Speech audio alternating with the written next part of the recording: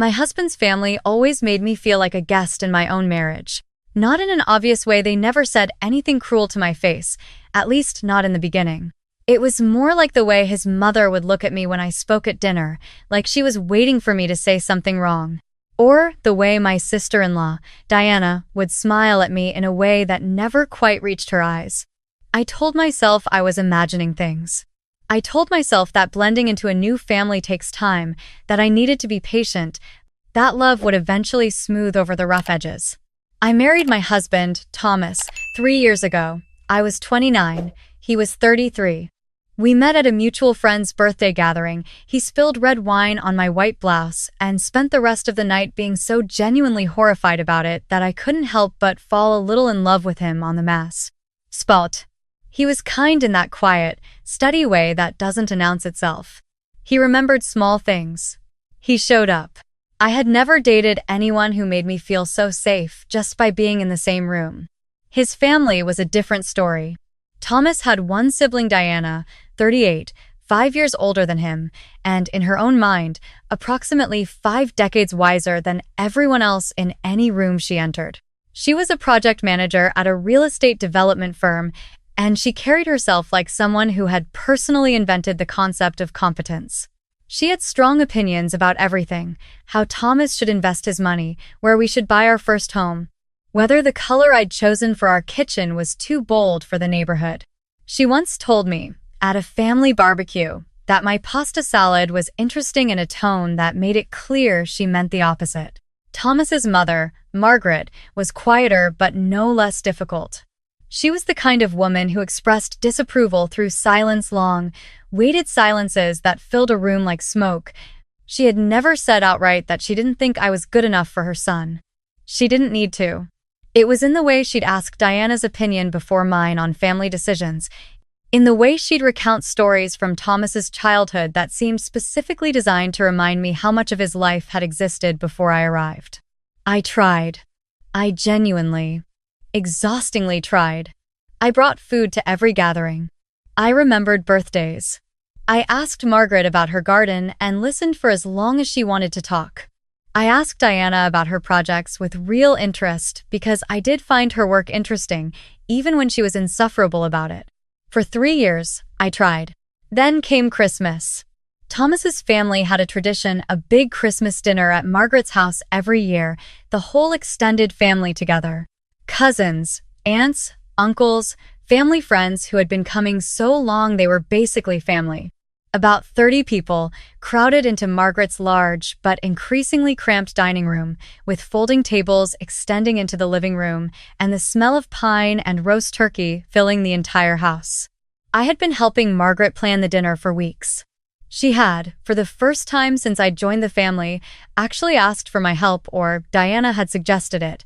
I was never entirely sure which. Either way, I was involved.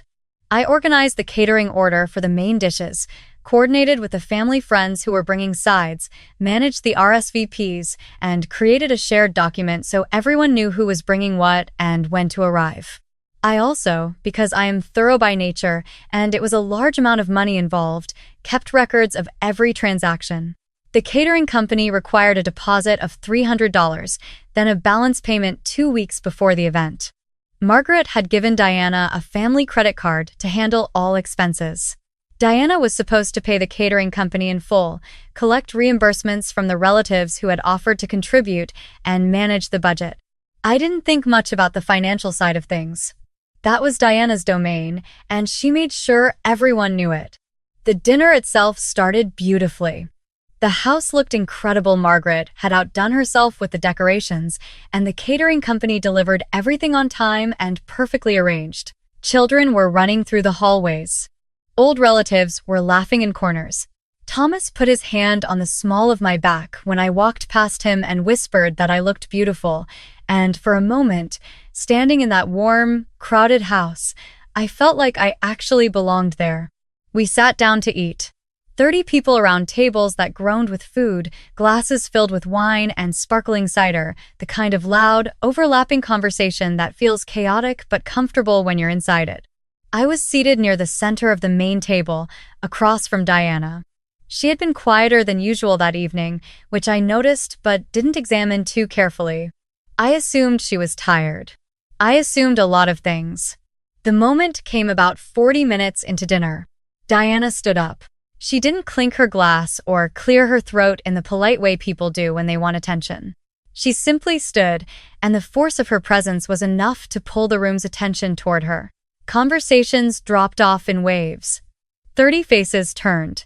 She smiled, that smile I knew, the one that didn't reach her eyes, and she said she wanted to take a moment to address something that had been bothering her. She said she felt terrible bringing it up at Christmas, but that she had a responsibility to the family. My stomach dropped before she said another word. She looked directly at me and said that she had discovered, while reviewing the family expense records, that money was missing. The catering deposit had been paid, the balance had not. $340 unaccounted for. And the only person, she said, who had access to the vendor contact and the payment timeline, the person who had been managing the dinner, was me. The room went completely still. I heard someone set down a fork. Thomas was staring at his plate. Diana kept talking. She said she didn't want to believe it. She said she'd hoped there was an explanation. But the numbers didn't lie, and she felt the family deserved to know that the money they had contributed toward this dinner might not have all gone where it was supposed to go. I sat there and felt 30 pairs of eyes on me. I want to tell you that I immediately said something calm and decisive. But the truth is, for about 10 full seconds, I couldn't speak at all. Not because I was guilty, I wasn't, but because the sheer audacity of it had temporarily disconnected my brain from my mouth. I had spent 3 years trying to earn a place in this family, and Diana had just detonated that effort in front of everyone we knew, right in the middle of Christmas dinner, with a smile on her face. Margaret was looking at me with an expression I couldn't read. The cousins were looking at each other. Thomas's uncle, a large, loud man named Frank, who I had always liked, was frowning at the table. Diana sat back down, folded her hands, and waited. And then something shifted in me. I'd like to say it was righteous anger. It was, partially. But it was also something colder and more focused, the part of me that had spent 3 years being quietly underestimated by this woman and had kept records. I kept records of everything. I looked at Diana across the table and I said, very calmly, that I appreciated her raising her concerns directly and that I was happy to clear this up right now. I reached into the bag I'd hung on the back of my chair. I always bring my tote bag to family events because I've learned that being prepared is its own form of protection, and I took out my tablet. Diana's smile flickered. I pulled up the shared expense document I had created, the same one Diana had access to, the same one I had used to track every single line item for this dinner. Then I pulled up my email, where I had a complete chain of correspondence with the catering company, including payment confirmations. Both of them. Because here is what had actually happened. The catering company had sent a corrected invoice 2 weeks before the event. There had been a change to the order, 2 additional dietary accommodations added late, which brought the balance to $340 instead of the original $300. I had forwarded that updated invoice to Diana immediately, along with a note asking her to confirm the new total before she processed the payment. Diana had replied one line, no greeting, saying she had it handled. I had the email. I had the forwarded invoice. I had Diana's reply. And I had one more thing. A confirmation email from the catering company sent to me as the event coordinator on record, confirming that the balance had been paid in full, paid by the family credit card that Diana controlled 4 days before the event. The money wasn't missing. It had been paid. Diana knew it had been paid because she had paid it herself. I connected my tablet to the portable Bluetooth speaker I use for presentations. Yes, I carry one, and yes, in that moment I was very grateful for my own organizational neuroses, and I said that I was going to read a few emails aloud because I thought it would be easier than passing the tablet around. Diana said, very quickly, that this wasn't necessary. I read them anyway. I started with the updated invoice I had sent her.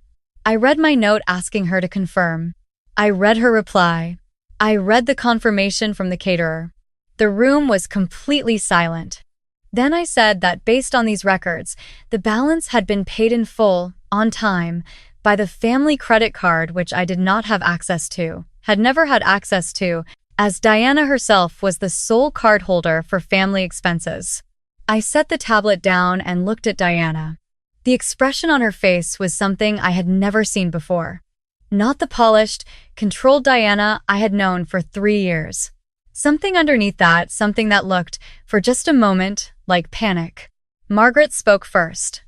She said, slowly, that she didn't understand. If the caterer had been paid, what was Diana referring to?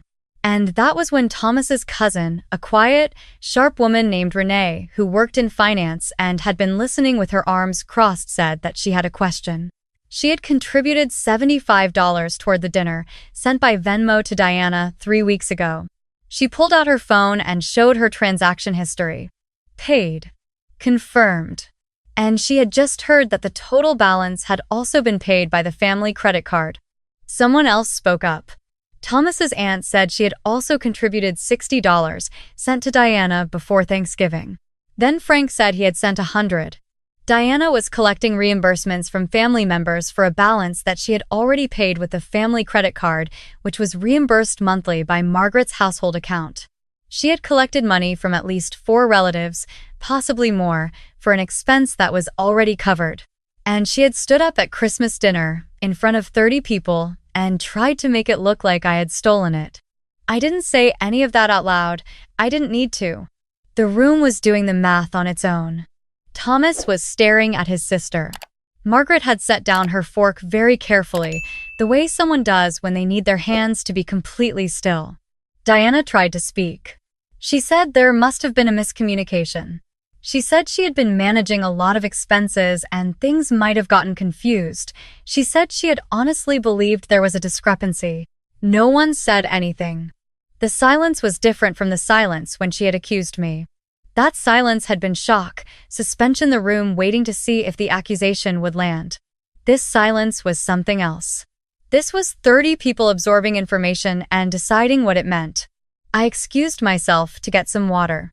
Not because I needed water, but because I needed 30 seconds to breathe and to stop my hands from shaking, because I was angrier than I had shown, and I didn't want to cry in front of Diana and give her anything she could use. Thomas found me in the kitchen. He didn't say anything at first. He just stood next to me, and I could feel him choosing his words, which he always did carefully and which I usually loved about him, except for right then when I wanted him to already have the words ready. He said he was sorry. I said I know. He said he should have said something at the table. When she first stood up, he should have said something. I said yes. He should have.